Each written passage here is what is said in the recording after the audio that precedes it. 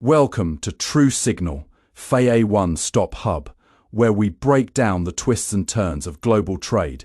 In early 2025 this year, the US imposed massive tariffs, up to 50%, on imported steel and aluminum. The move rattled auto and manufacturing sectors worldwide, choking supply chains and forcing industries to reroute.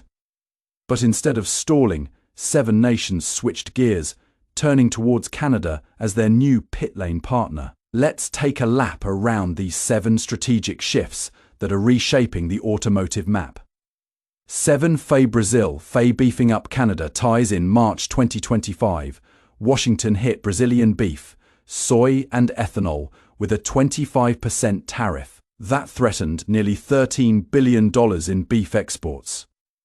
By month's end, Brazil pivoted to Canada, cutting a $2 billion supply deal: beef to Alberta, Manitoba, soy to Winnipeg, Saskatoon, and ethanol to Quebec. This move saved 5,000 ranching jobs back home and opened 650 new Canadian positions across meat and grain sectors.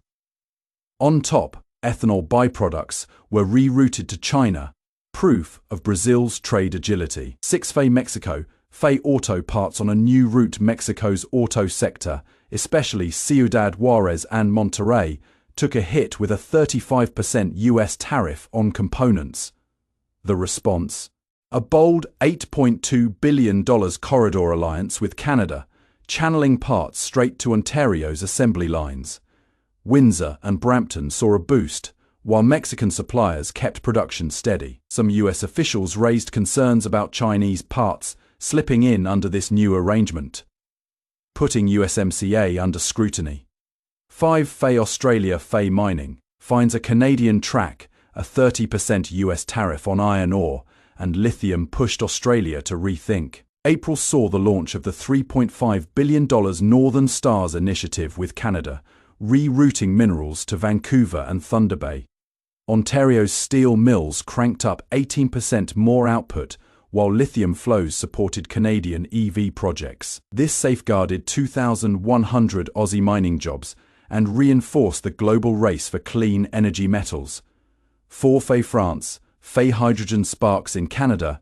France's hydrogen electrolyzer exports collapsed under a 30% US tariff. By April, Paris inked a $1.2 billion pact with Ottawa to co-build hydrogen infrastructure. Result: 1,000 jobs saved in France, 850 new ones in Canada, and French electrolyzers fueling North America's green vision. France remains focused on hitting 4.5 gigawatts hydrogen capacity by 2030.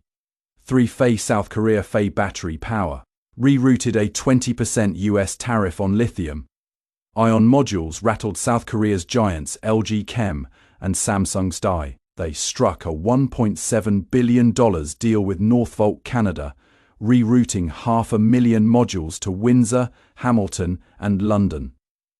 This move saved 3,000 Korean jobs while giving Canada a serious EV supply chain boost. By May, new training centers had already added 700 skilled Canadian technicians into the battery workforce. 2. FAE Denmark. FAE Wind. In Canada's sales, Danish wind turbine exports faced a 30% US duty, grounding projects. In April, Denmark secured a $1.5 billion renewable pact with Canada. That shift safeguarded 900 Danish jobs, while creating 1,100 clean energy positions in Nova Scotia and Saskatchewan. Denmark's long-term mission: doubling offshore wind capacity by adding 3 gigawatts in fresh tenders. 1. FAE Germany. FAE dual-engine strategy. Germany's car makers were hit by a 25% US tariff on vehicles and parts. Their solution: a $10 billion duty-free quota with Canada, keeping auto plants running and protecting thousands of jobs. Simultaneously, Berlin struck a hydrogen partnership with Canada, securing clean energy for the future. It's a powerful double shift, safeguarding the present while fueling tomorrow. FAE wrapping up a new trade era. The US tariffs of 2025 redrew the global trade lanes overnight. But as we've seen, adaptability is the real horsepower. From Brazil to Germany, Nations are proving that when one road closes, another can be paved. With Canada emerging as the key detour, the big takeaway, diversified supply chains, flexible alliances, and smart pivots will define the next chapter of global auto and energy industries. Now, it's over to you. Which country's pivot impressed you most? And how do you think this Canada-focused shift will reshape global car manufacturing? Drop your thoughts below. We'd love to hear from fellow auto enthusiasts.